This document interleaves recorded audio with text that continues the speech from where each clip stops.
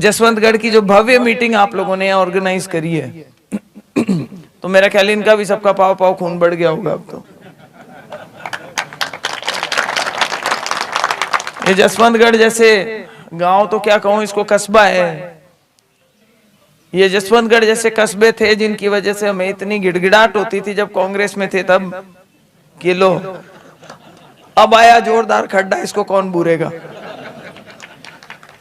कई पंचायतों का मिल मिला करके जो हमें यहाँ पे घाटा हुआ करता था, उस नफे को ढूंढने के लिए हमें 5, 7, 8, 10 पंचायतों को वो मिलकर के पूर्ति किया करती थी।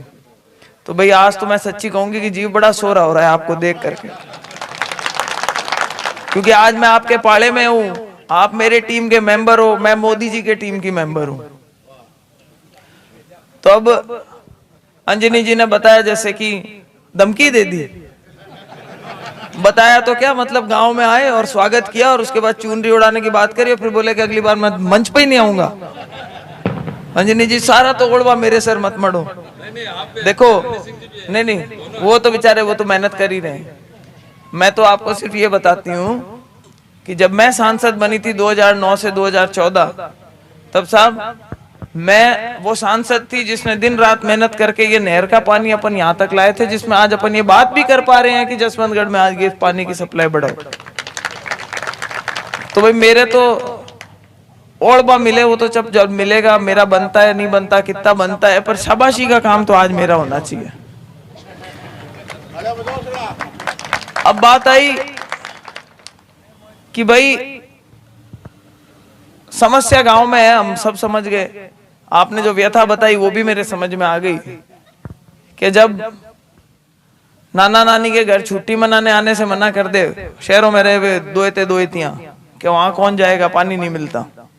तो भाई वास्तव में आपकी तकलीफ जो है बिल्कुल जायज है, पर मैं एक चीज और बताना चाहती हूँ बड़े संजीदा तरीके से आप लोगों को, कि हमारे जो प्रभारी मंत्री हैं, आदरणीय मुख्यमंत्री जी ने भी बड़ा सोच समझ करके प्रभारी मंत्री लगाया हमारे। और प्रभारी मंत्री बनाया किसको है? कन्हैया लाल जी चौधरी को। बहुत ही बढ़िया वर्किंग स्टाइल है। मैं उनको जब से मिली हूं तब से मैंने उनकी वर्किंग स्टाइल की तारीफ करती हूं मैं इस चीज की। और आपकी जो ये समस्या है, ये मुद्दा मैं जरूर उनके सामने रखूंगी। और मुझे पूरा विश्वास है कि जो ये सरकार है, हमारे तो मुख्यमंत्री जी का भी सबसे बड़ा फोकस जो है वो पानी पे है। 3 महीने हुए सरकार आए हुए, लेकिन उन्होंने जो मेहनत करी है पानी के लिए विशेष तौर से, मैं अमूमन ये इतना ज्यादा बढ़ा चढ़ा के बताती नहीं हूँ मीटिंगों में, लेकिन यहाँ पे बताना जरूरी है कि वो जब से आए हैं तब से ERCP का प्रोजेक्ट आया। आप देखो सरकार का फोकस कितना ज्यादा है पानी पे। ERCP का प्रोजेक्ट जो कि 13 जिलों में फायदा करेगा। उसके बाद उन्होंने हरियाणा गवर्नमेंट के साथ में बीच में होम मिनिस्टर जी को रख के और हरियाणा की गवर्नमेंट के साथ में करार साइन किया कि जो उनका एक्स्ट्रा पानी होता है वो हमारे 3 जिलों में वो पानी आए। तो भाई जब बात कर रहे थे तो मैंने बोला फिर हमारे नागौर का क्या होगा? बोले नहीं तुम्हारे नागौर भी आएगा। तो जब पोंग डैम है, उस पोंग डैम के अंदर आप समझते हैं कि कोई भी बांध होता है तो ऐसे बनता है, तो उसमें कभी एक बारी कभी बाढ़ आई थी तो उसकी वजह से ऊपर के 10 फुट खाली रखते हैं। ऊपर वाले 10 फुट और नीचे के 10 फुट में रात और दिन का फर्क होता है बांध में। तो उसकी वापिस से वो 84 में कभी छोड़ छाड़ दिया था उसको, उसके बाद सब भूल गए। वो अधिकारी जो चला रहे थे वही चलाए जा रहे थे।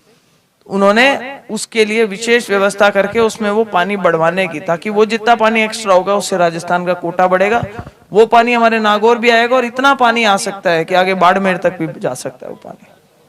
तो सरकार का बहुत फोकस है पानी पे।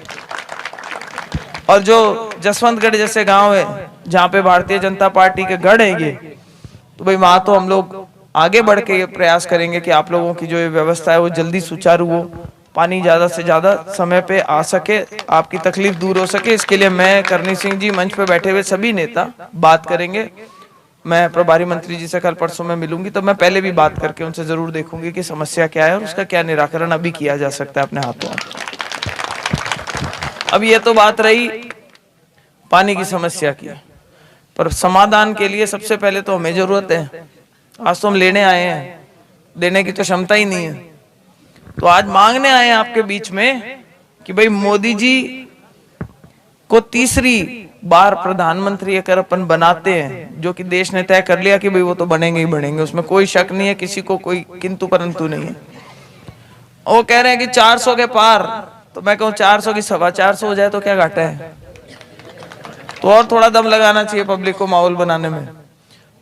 भाई बात रही नागौर की, तो आप जो माहौल आज मैं देख करके आई हूँ, मुझे लगता है कि माहौल बहुत भारतीय जनता पार्टी के पक्ष में है। आज लगभग 4 दिन हो गए मुझे पंचायतों के दौरे करते हुए, चाहे हम परबतसर गए, मकराना गए, जायल, उसके बाद आज लाडनू, जिसमें बीच में कल एक बड़ा कार्यक्रम था जिसमें हम डीडवाना जाकर के, डीडवाना में बहुत सारे लोगों ने, हम समझ रहे थे कि भाई सब कहते हैं डीडवाना बहुत कमजोर रहेगा भारतीय जनता पार्टी के लिए, वहां पे बहुत बड़ी संख्या में एक्स सरपंच और सरपंच जो है वर्तमान, उन्होंने 50 से ज्यादा सरपंचों ने, एक्स सरपंचेस ने हमें समर्थन दिया। और साथ के साथ सबसे बड़ी बात आप देखो कि 200 से ज्यादा छोटे बड़े मेघवाल समाज के नेताओं ने हमें समर्थन दिया है वहां पे पूरे जिले में। अब ये एक बहुत अच्छी पहल है, क्योंकि जनरली मेघवाल समाज को हम सब समझते हैं कि वो, उनका रुझान कांग्रेस पार्टी की तरफ होता है।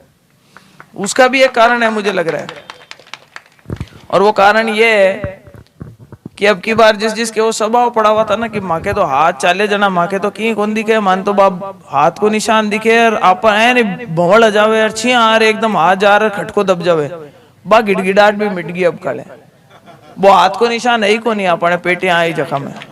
पहली बार ही हुई है आजादी के बाद, पहली बार ऐसा हुआ है कि हाथ का निशान ही नहीं है। और हमारे सामने वाले जो नेताजी हैं, कल एक भाषण दे रहे थे, अब डीडवाना जा रहे थे तो थोड़ा समय मिला, तो किसी ने भेजा, उन्होंने कल वो खीवसर में ही अपनी मीटिंगें कर रहे थे, तो किसी एक मीटिंग के अंदर आपने देखी थी प्रताप जी, कौन सा गांव था मुझे नहीं पता, मैंने वीडियो देखा है सिर्फ, जो भी था उनमें वो स्टेज ही दिखाते रहे, मुझे लग रहा है पब्लिक ज्यादा थी नहीं वहां। तो पहले तो हाथ जोड़े, पहली बार हाथ जोड़ते देखा है मैंने उनको वोट के लिए। बोले भाई बोतल का निशान है, आप वोट देना। फिर कहते हैं और अब की बार और भी अच्छा है, अब की बार हाथ में बोतल है। मैंने कहा हाथ में बोतल, मेरे तो चित्र ही ऐसा आता है दिमाग में कि भाई परिवार डूब गए। भाई हाथ में बोतल और आप अपना प्रचार कर रहे हो कि हाथ में बोतल। वो वीडियो देखने लायक है, वो आ रखा है यूट्यूब पे, कि हाथ में बोतल। और फिर उसमें आगे बोलते हैं कि बोले भाई मुझे तुम एमएलए तो मैं बना ही हूं, तुम्हारी सेवा करता रहूंगा। जैसे उनका चित परिचय अंदाज है, वैसे थोड़े ढीले पड़ेंगे। आजकल मुझे भी बहन ज्योति मिर्दा बोलते हैं, सब गाली गलौज कर को राके भगभगा के बहन ज्योति मिर्दा। तो मेरा एक कलयुग का भाई कल भाषण जब दे रहा था तो कहता है कि भाई मैं विधानसभा में तो पहुंचा ही हूं, आपकी सेवा करता रहूंगा, और अगर आपने लोकसभा पहुंचा दिया तो वहां जाकर के 5 साल मोदी और अमित शाह की छाती पे मूंग दड़ूंगा। अरे मैंने कहा कोई सांसद का कोई एम होता है कि भाई मैं जाऊंगा तो मैं प्रोजेक्ट लेके आऊंगा, विकास करवाऊंगा, अपने लोगों के लिए अच्छे काम करवाऊंगा, देश के लिए बढ़िया नीति बनाऊंगा। मोदी जी के लिए और अमित शाह के लिए तो मैंने छाती पे मूंग दड़ लिया, यहीं बैठ के दड़ लेना, किसी की दड़नी हो तो। उससे पहले कभी राहुल गांधी जी के लिए भी बोले थे कि मैं एरोप्लेन बनाऊंगा और कागज के हवाई जहाज बना के पप्पू पे उड़ाऊंगा। अब उनके साथ गठबंधन करके आए हैं। मेरे तो यही समझ नहीं आता कि इन्होंने पार्लियामेंट देख भी ली। कोई नया आदमी हो जिसको नहीं पता हो पार्लियामेंट क्या होती है तो आदमी कहे भी ऐसी बात, पर आज ऐसी बातें बोलते हैं ज्योति मिर्दा ने अपना 5 करोड़ का बजट खर्च नहीं करा, ये तो अपना बजट भी खर्च नहीं कर सकी, और मैं आया जब इसके 5 करोड़ जो बचे हुए थे वो खर्चे। अरे मैंने कहा गणित ही गलत हो गई, मेरे और उनके बीच में तो सीआर साहब 5 साल मंत्री रह के गए थे। पर ऐसे गजब झूठ के जनरेटर है कि पूछो मत। फिर बोलते हैं, बोले राज किसी का भी होगा कि चौधर तो अपनी चलेगी। बोले किसी ने आगे बोला होगा कुछ पब्लिक में से, तो कहते हैं भाई वैसे भी जब सरकारें जा रही होती है तो आखिरी 6 महीने में तो मैं छक्के ही छक्के उड़ाता हूँ, अपने सब काम हो जाते हैं। मैंने भी बताया, मैंने कहा भाई ये बीजेपी की सरकार है। भजनलाल जी को 4 दिन पहले गालियां बक के हटे हो आप, उनको भी नहीं बख्शा। भजनलाल जी के भी हल्का बारी बोल चुके हैं। मैंने कहा राज यहाँ पे इनका है, दिल्ली में उनका आएगा, जिनके छाती पे मूंग दड़ने की बात कर रहे हो। मैं कहा कितना ही करंट दिखा लो और कितने ही छक्के मार लो, एक लट्टू झुक जाए ना तो मेरा नाम बदल देना।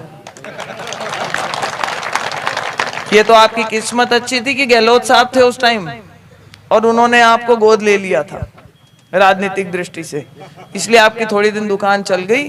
बाकी जितना समाज का सौदेबाजी इन्होंने करी है, मुझे नहीं लगता कि ये जनता अब समझ चुकी है। और ये जो गठबंधन करके आए हैं, मुझे लगता है कि अब जो आज जनमानस देखने को मिला है, तो भाई हमारे युवाओं को गलत दिशा में ले जाने वाले, नशे की लत पड़वाने वाले।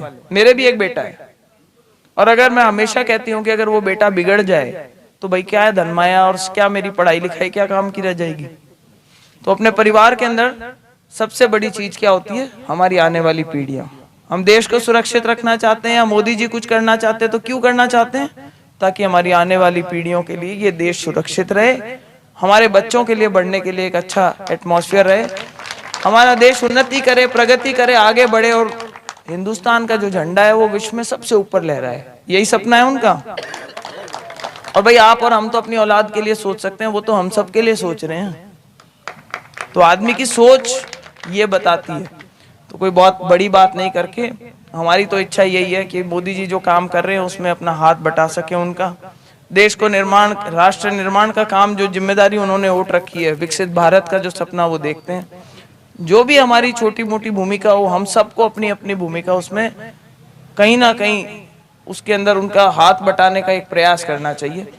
तो मैं तो यही चाहती हूँ कि अगर जनता ने मौका दिया तो आने वाले 5 साल मेरी तरफ से इस बात के लिए समर्पित रहेंगे कि अपने क्षेत्र के और अपने लोगों के ज्यादा से ज्यादा काम हो, मोदी जी को मजबूती मिले और अपना क्षेत्र आगे बढ़े। पॉजिटिव तरीके की राजनीति करने की इच्छा है मेरे मन में। और इसी बात को जहां मैं नहीं पहुंचा सकूं, मैं चाहूंगी कि भाई आप लोग बहुत लोगों से मिल सकते हैं। मेरे पास में समय कम होगा, 2 दिन एक विधानसभा में मिल रहे हैं, तो मैं इतना सब जगह संपर्क नहीं कर पाऊंगी इस बार। जनरली हर विधानसभा में 4 दिन मिलते थे पहले, तो पूरा एरिया ही कवर नहीं होगा। तो आज का जैसे ये दिन है, एक दिन और आ पाऊंगी। बाकी समय करणी सिंह जी और सब नेता हैं, जगन्नाथ जी साहब हैं और देवाराम जी साहब और सब नाथू जी हैं, सब लोग मिलकर के और ज्यादा से ज्यादा लोगों को टच करने का प्रयास करेंगे। लेकिन आप भी उसमें एक अहम भूमिका निभाएं। जहां कहीं बोल सकते हैं आप जरूर वोट मांगे, मेरे नाम पे मांगे। इतना बता देती हूँ कि अगर मेरे नाम पे वोट मांगे तो ओल्ड नहीं आने दूंगी, इस बात का आप विश्वास रखें।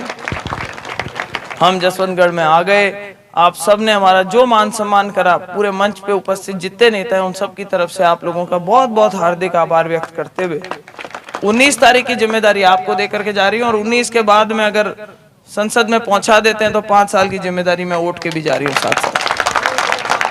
तो गांव में आ गए, आप सब हमारी हाजिरी मान लीजिएगा। आप सबके दर्शन हो गए और चुनरी आपने उड़ा दी, तो भैया मायरा भरने वाला काम कर देना। और मायरा कौन सा, भाई हमारा भतीजा भरे बोनी। सोशल मीडिया पर वो एक नया चलन चला है, मायरो भर दो बुआ जी जाता रहे, मायरो भर दो बुआ जी जाता रहे। जना मैं क्यों यार, ये तो बढ़िया परंपरा है, बहुत अच्छी परंपरा है। और जायल खियाले का मायरा, मायरा जो है वो गीता में गाइस्ता है। हाँ नहीं, वो सही वाला वोटों का मायरा। वो मेरे भतीजे कुछ बिगड़े हुए हैं, कुछ एक रह गए, ज्यादा नहीं है। मैं तो उनको भी कहती हूँ कि आ जाओ वापस।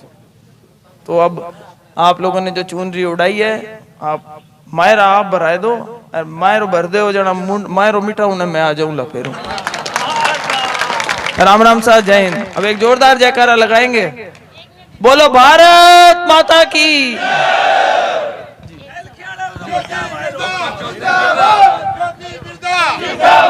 ज्योति मिर्जा